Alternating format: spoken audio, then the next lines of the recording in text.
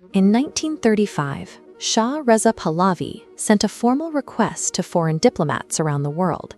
He asked them to stop calling his country Persia, a name originally assigned by the ancient Greeks, and officially adopt the native word, Iran, meaning the land of Aryans. The irony is that this new name on the 20th century map actually belonged to the oldest, most massive superpower on the ancient playground. These ruins of ancient Persepolis show the staggering scale of the Achaemenid Empire, a civilization that, at its peak, ruled nearly half the Earth's population. When you sit in the dead center of the known world, everyone wants your territory. The entire history of this land plays out like a 2.5 millennia game of King of the Hill, where a revolving door of global superpowers desperately tried to seize and hold the center of the board, which presents a strange historical anomaly. How did the Iranian cultural identity manage to survive being conquered, occupied, and decimated by Greeks, Arabs, and Mongols? The first major reset happened in 330 BCE. Alexander the Great swept through, kicked over the Persian Empire, and claimed the territory for Greece. But Alexander died unexpectedly at age 32, leaving his generals to fight over the pieces. This map shows the borders claimed by his general, Seleucus Nicator, who grabbed the Persian territory to form the Seleucid Empire.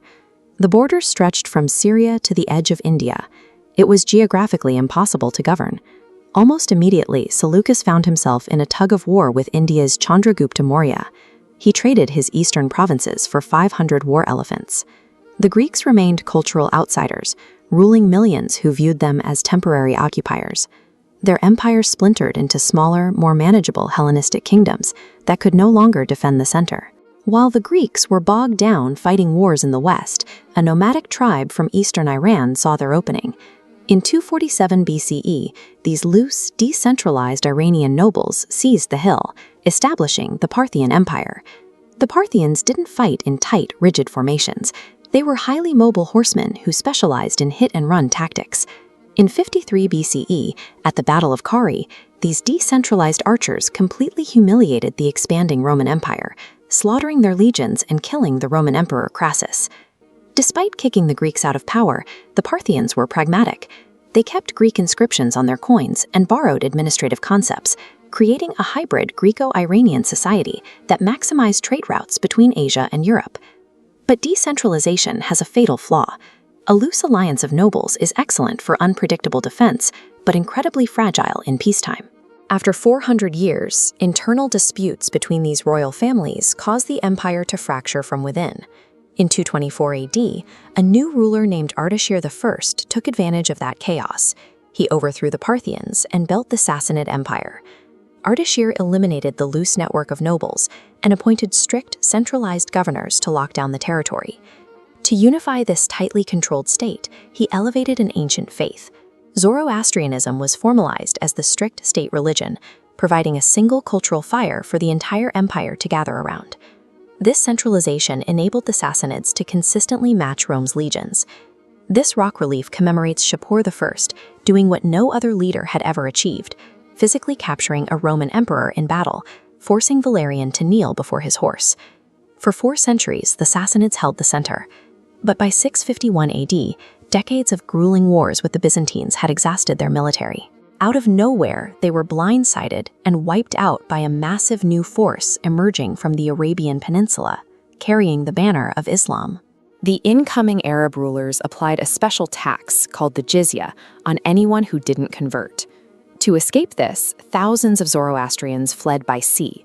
They landed on the coast of Gujarat in India, where their descendants thrive to this day, known as the Parsis. Back in Iran, something highly unusual happened. The Arabs conquered the physical land, but they didn't erase the identity. The Persian language, Farsi, survived. Festivals like Nowruz were kept alive. The culture acted like a sponge, slowly absorbing its conquerors. That assimilation engine would be tested by absolute physical annihilation. In 1219 AD, Genghis Khan unleashed his Mongol army on the region. They completely leveled major cities like Nishapur and Baghdad, decimating the local population. The invading Mongols, known as the Ilkhanate, initially ruled over the ashes of Persia as foreign, non-Muslim occupiers, but the gravity of Persian culture pulled them in. This traditional Persian manuscript illustration shows a Mongol ruler fully adopting Persian aesthetics. By 1295 AD, the Mongol leader Ghazan Khan voluntarily converted to Islam and integrated Persian administrative customs into his court. You could burn their cities to the ground, but eventually the invaders would start speaking Farsi, employing Persian bureaucrats, and reading Persian poetry. In 1501, a 14-year-old Sufi leader named Ismail I seized control of the region, establishing the Safavid dynasty. Looking at this map of the 16th century Middle East, you can see Ismail's radical survival tactic. To distinguish his territory from the massive Sunni Ottoman Empire next door, he made Shia Islam the official state religion. It gave Iran a distinct, unified identity, but it also painted a massive geopolitical target on its back.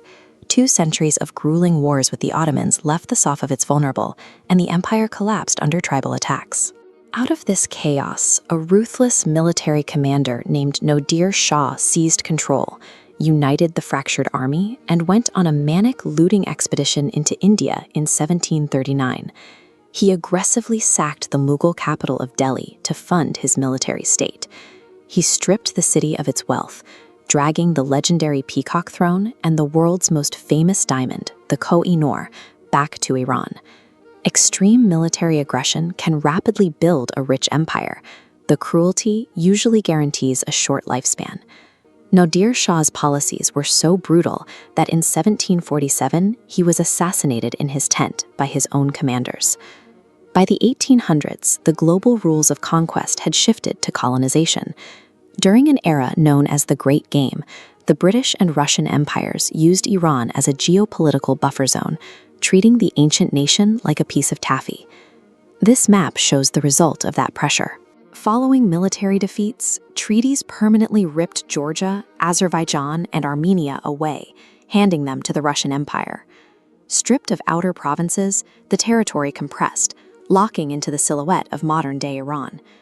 As the Qajar monarchs continued selling off national resources and territories to fund their lifestyles, public anger boiled over. After decades of watching their borders shrink and their economy stagnate under foreign influence, thousands of Iranians occupied the streets. This photograph shows the resulting 1905 constitutional revolution, the moment the populace demanded the right to govern themselves through a modern democracy. Over 2,500 years, Greeks, Arabs, Mongols, and European empires all took their shot at the center of the world. The geographical borders shrank, the state religion shifted. But by refusing to let their language or their heritage be overwritten, the Persian cultural identity outlasted every single empire that tried to erase it.